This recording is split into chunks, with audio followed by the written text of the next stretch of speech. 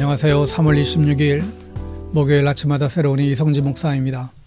오늘도 내 생각보다 주님의 생각이 나의 삶을 지배하시길 빕니다. 오늘 묵상 말씀은 누가복음 4장 14절에서 30절 말씀이네요. 15절 말씀을 먼저 읽습니다.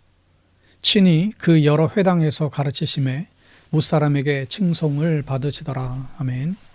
예수님께서 40일 동안 시험을 받으시고 시험을 이기셨죠.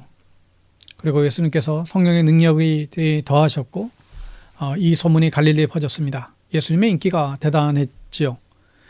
예수님께서는 갈릴리에 있는 자신의 고향 나사렛으로 가십니다.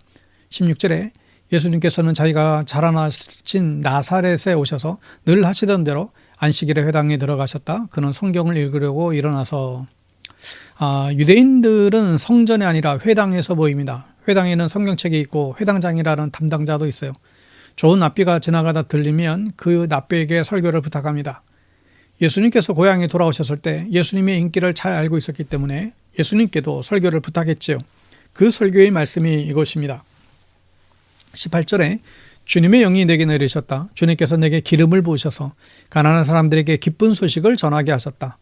주님께서 나를 보내셔서 포로된 사람들에게 해방을 선포하고 눈먼 사람들에게 눈뜸을 선포하고 억눌린 사람들을 풀어주었다.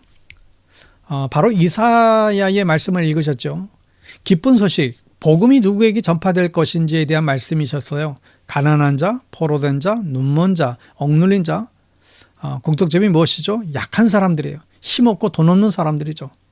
하나님의 말씀이 가난한 사람들을 위한 것이라는 사실을 예수님께서는 분명히 말씀하고 있습니다. 19절에 주님의 은혜의 해를 선포하게 하셨다. 주님의 은혜의 해는 희년을 말하는데 여러분 안식년이 7년마다 돌아옵니다. 이게 7번 지나가요. 그럼 49년이 되죠. 이 다음 해를 희년이라고 하는데 50번째 되는 해예요. 이 때는 모든 것이 제자리로 돌아가는 해입니다. 내가 팔았던 집을 돌려받을 수 있고 내가 팔았던 땅을 돌려받을 수 있어요. 갑자기 아파서 병 때문에 팔았던 우리 집 땅이 다시 우리에게 돌아옵니다. 돈이 없어서 노예로 팔려갔던 사람이 다시 희년에는 자유를 얻을 수 있습니다. 그러니 희년이 있으면 절대로 땅값과 집값이 올라가지 않아요. 어차피 땅을 사봐야 50년 쓰면 돌려줘야 하기 때문에 이 땅 부자는 있을 수가 없고 부동산 부자도 있을 수가 없어요. 그냥 자기가 살 수 있을 만큼만 가질 수 있습니다. 이 희년은 레위기 25장에서 나오는데 사실 그러나 희년은 단 한 번도 지켜지지 않았어요. 사람들의 욕심 때문에 그렇습니다. 과거에 대천 지역 신부님이 예수원에서 이 희년에 대한 사상을 굉장히 많이 강조를 했는데 정작 한국교회는 그 목사님의 그 희년 제도에 대해서 호응은 하면서도 어느 누구도 사실 교회는 지키지 않았죠. 여러분 복음이 누구에게나 복음인가요? 내가 열심히 일해서 산 땅과 집이 원래 주인에게 돌아가는 것이 복음인가요? 받는 사람은 복음이겠죠. 또 돌려주는 나에게도 복음인가요? 당장 손해보잖아요. 여러분 여기서 이 복음의 의미를 좀 더 잘 아셔야 합니다. 우리는 내가 복 받는 것이 복음이라고 생각하는데 그러나 복음은 그 이상의 개념이에요.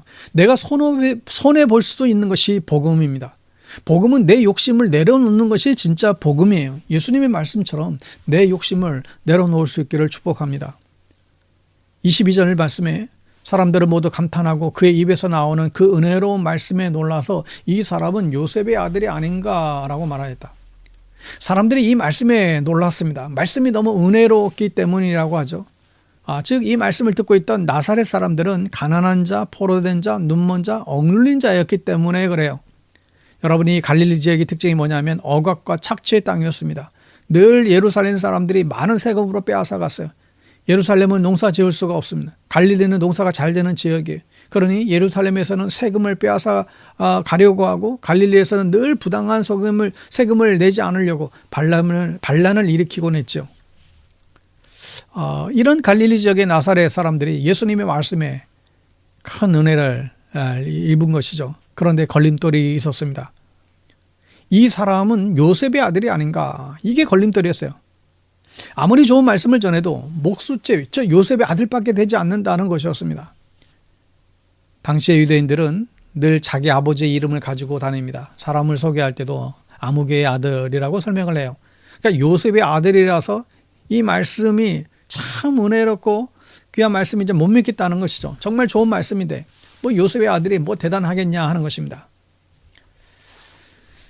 어느 목사님이 이런 표현을 하셨어요. 목사와 관계가 좋으면 설교가 은혜로 들리는데 목사와 관계가 좋지 않으면 아무리 말씀이 은혜로운 말씀이지만 그 은혜롭게 되지 않고 오히려 시험이 든다. 똑같은 말씀인데 그렇습니다. 그러니 사실 우리 이 바른 관계를 우리 모두는 유지하려고 애를 쓸 필요가 있죠. 저도 여러분들과 좋은 관계를 유지하려고 했습니다. 될 수 있으면 관계를 해칠 말을 하지 않으려고 하죠. 여러분들도 똑같은 노력을 사실 해 주셔야 됩니다. 여러분, 우리 마음속에 두 마리의 미친 개가 있다잖아요. 선입견과 편견입니다. 나사렛 사람들이 이 예수님께 선입견과 편견이 있었습니다. 예수님의 옛날 모습 때문에 은혜가 되지 않는다는 거예요. 29절에 보면 그래서 그들은 들고 일어나 예수를 동네 밖으로 내쫓았다.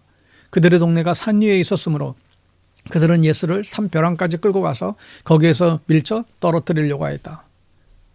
예수님을 동네 밖에서 떨어뜨려 죽이려고 한 것이죠. 바로 이 선입견과 편견 때문입니다. 다른 동네에서는 정말 은혜가 넘쳤던 말씀이 나사렛 자기 고향에 와서는 이 꼴이 되었습니다.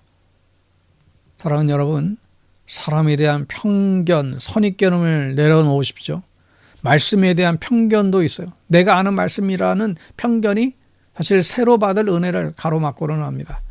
여러분 마음속에 선입견과 편견을 내려놓는 오늘 하루 되시길 바랍니다. 샬롬.